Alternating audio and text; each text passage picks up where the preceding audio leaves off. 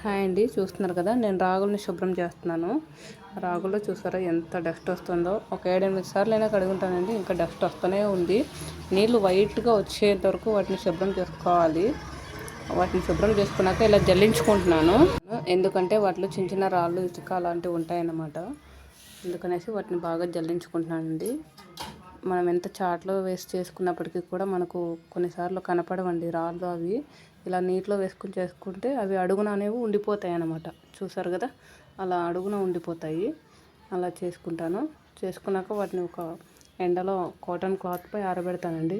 చాలామంది ఏమనుకుంటారంటే వాళ్ళు ఎలా చేస్తారో ఏంటో, పరిశుభ్రంగా ఉంటుందో లేదో ఇలాంటి ఆలోచనలతో ఉండొచ్చండి. నిజంగా చెప్తున్నాను, నేను పూర్తిగా హోమ్ బేస్డ్గా పరిశుభ్రంగా అందించగలనండి. మా ఇంట్లో నేనే తయారు చేస్తాను. వాటిని అలా క్లీన్ చేయకపోయినా, అలా కడిగి ఆరబెట్టకపోయినా, డస్ట్ పోకపోయినా ఆ పౌడర్ ఏమవుతుందంటే చాలా రోజులు నిలబడదండి, పురుగు పట్టేస్తుంది, లేదంటే పాడైపోతుంది అన్నమాట. ఇక్కడ కొన్ని నానబెట్టి ఉంచానండి, మొలకల కోసం నానబెట్టేసి నైట్ కట్టిపెట్టి ఉంచాను. 1.5 డేకు నాకు ఇలా మొలకలు వచ్చాయన్నమాట.